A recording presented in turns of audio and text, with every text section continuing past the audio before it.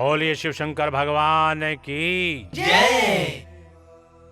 प्रिय भक्तों, श्री शिव महापुराण के रुद्र संहिता द्वितीय सती खंड की अगली कथा है आकाशवाणी द्वारा दक्ष की भर्त्सना, उनके विनाश की सूचना तथा समस्त देवताओं को यज्ञ मंडप से निकल जाने की प्रेरणा। तो आइए भक्तों, आरंभ करते हैं कथा और 31वां अध्याय। ब्रह्मा जी कहते हैं, हे मुनीश्वर, इसी बीच में वहां दक्ष तथा देवता आदि के सुनते हुए आकाशवाणी ने यह यथार्थ बात कही। रे रे दुराचारी दक्ष, ओ दंभाचार परायण महामूढ़, यह तूने कैसा अनर्थकारी कर्म कर डाला।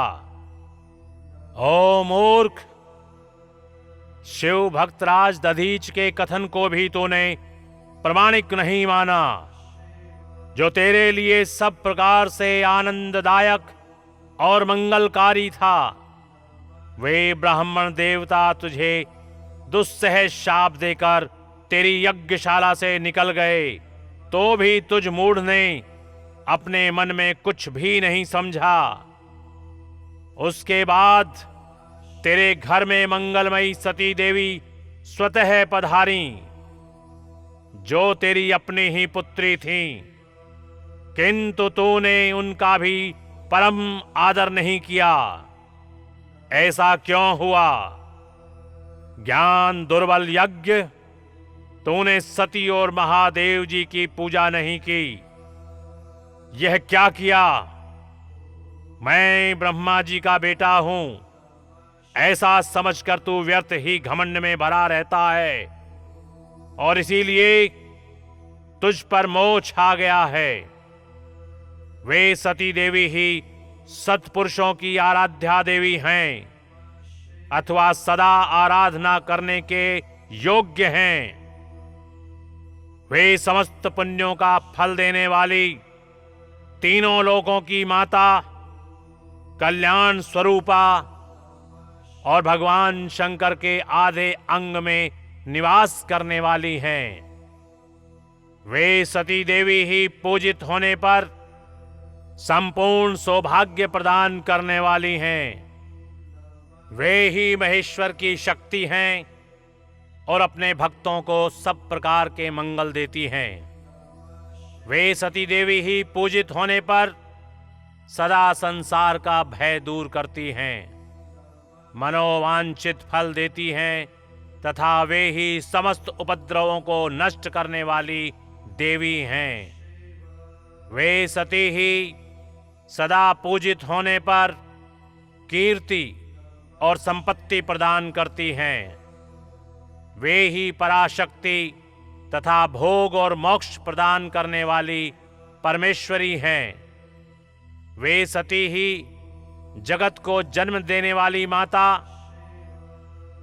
जगत की रक्षा करने वाली अनादि शक्ति और प्रलय काल में जगत का संहार करने वाली हैं। वे जगन्माता सती ही भगवान विष्णु की माता रूप से सुशोभित होने वाली तथा ब्रह्मा, इंद्र, चंद्र, अग्नि एवं सूर्य देव आदि की जननी मानी गई हैं। वे सती ही तप, धर्म और दान आदि का फल देने वाली हैं। वे ही शंभु शक्ति महादेवी हैं तथा दुष्टों का हनन करने वाली परात्पर शक्ति हैं। ऐसी महिमा वाली सती देवी, जिनकी सदा प्रिय धर्म पत्नी हैं, उन भगवान महादेव को तूने यज्ञ में भाग नहीं दिया। अरे, तू कैसा मूढ़ और कुविचारी है। भगवान शिव ही सबके स्वामी तथा परात्पर परमेश्वर हैं। वे समस्त देवताओं के सम्यक सेव्य हैं और सबका कल्याण करने वाले हैं। इन्हीं के दर्शन की इच्छा से सिद्ध पुरुष तपस्या करते हैं और इन्हीं के साक्षात्कार की अभिलाषा मन में लेकर योगी लोग योग साधना में प्रवृत्त होते हैं। अनंत धन धान्य और यज्ञ याग आदि का सबसे महान फल यही बताया गया है कि भगवान शंकर का दर्शन सुलभ हो। शिव ही जगत का धारण पोषण करने वाले हैं। वे ही समस्त विद्याओं के पति एवं सब कुछ करने में समर्थ हैं। आदि विद्या के श्रेष्ठ स्वामी और समस्त मंगलों के भी मंगल वे ही हैं। दुष्ट दक्ष, तूने उनकी शक्ति का आज सत्कार नहीं किया है, इसलिए इस यज्ञ का विनाश हो जाएगा। पूजनीय व्यक्तियों की पूजा न करने से अमंगल होता ही है। तूने परम पूज्य शिव स्वरूपा सती का पूजन नहीं किया है। शेषनाग अपने सहस्त्र मस्तकों से प्रतिदिन प्रसन्नता पूर्वक जिनके चरणों का रस धारण करते हैं, उन्हीं भगवान शिव की शक्ति सती देवी थीं, जिनके चरण कमलों का निरंतर ध्यान और सादर पूजन करके ब्रह्मा जी ब्रह्मत्व को प्राप्त हुए हैं। उन्हीं भगवान शिव की प्रिय पत्नी सती देवी थीं, जिनके चरण कमलों का निरंतर ध्यान और सादर पूजन करके इंद्र आदि लोकपाल अपने अपने उत्तम पद को प्राप्त हुए हैं। वे भगवान शिव संपूर्ण जगत के पिता हैं और शक्ति स्वरूपा सती देवी जगत की माता कही गई हैं। मूढ़ दक्ष, तूने उन माता पिता का सत्कार नहीं किया, फिर तेरा कल्याण कैसे होगा?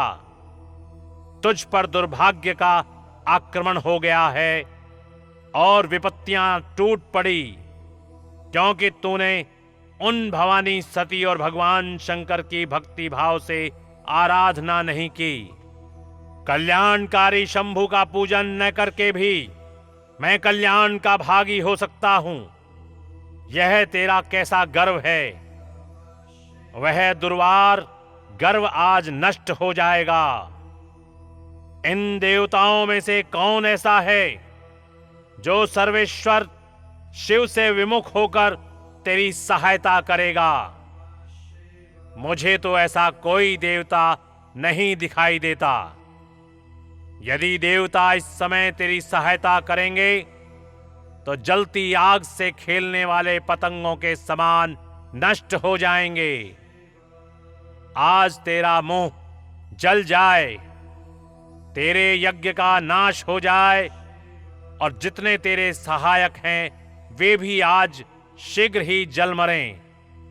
इस दुरात्मा दक्ष की जो सहायता करने वाले हैं, उन समस्त देवताओं के लिए आज शपथ है, वे तेरे अमंगल के लिए ही तेरी सहायता से विरत हो जाएं। समस्त देवता आज इस यज्ञ मंडप से निकलकर अपने अपने स्थान को चले जाएं, अन्यथा सब लोगों का सब प्रकार से नाश हो जाएगा। अन्य सब मुनि और नाग आदि भी इस यज्ञ से निकल जाएं, अन्यथा आज सब लोगों का सर्वथा नाश हो जाएगा।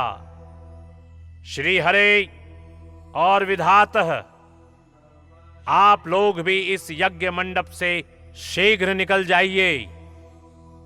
ब्रह्मा जी कहते हैं, हे नारद, संपूर्ण यज्ञशाला में बैठे हुए लोगों से ऐसा कहकर सबका कल्याण करने वाली वह आकाशवाणी मौन हो गई। बोलिए शिव शंकर भगवान की जय। प्रिय भक्तों, इस प्रकार यहाँ पर श्री शिव महापुराण के रुद्र संहिता द्वितीय सती खंड की एक कथा और 31वां अध्याय समाप्त होता है। बोलिए शिव शंकर भगवान की जय। ओम नमः शिवाय। ओम नमः शिवाय। ओम नमः शिवाय।